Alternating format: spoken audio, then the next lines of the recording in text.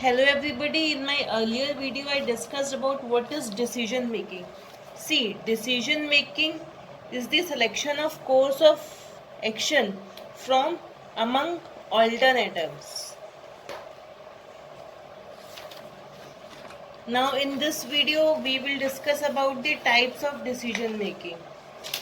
We all know that manager that making decision in organization require good judgment and diagnostic skills. Some decisions that manager make are routine and well structured and thus easy to make. While other decisions are poorly structured and lack full information. So we can say that there are two types of decision: programmed decisions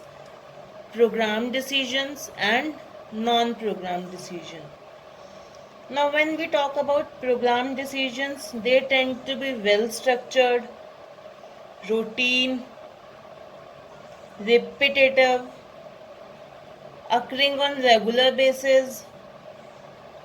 They are usually made at lower level in the organization, have short-term consequences, and are based on readily available information, that is decision rule and set procedure.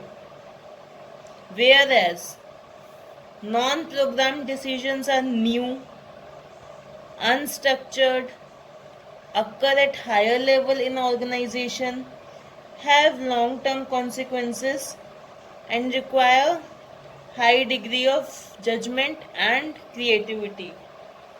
Now when I talk about the example of programmed and unprogrammed decision.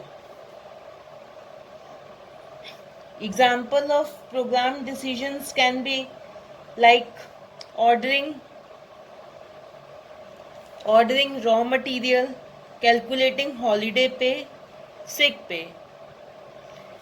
And when I talk about non-programmed decision, it is all about try to prove unproven technology, expand into the unknown market. Last and the foremost important thing about these programmed and unprogrammed decision making is this, that they are not the exclusive categories.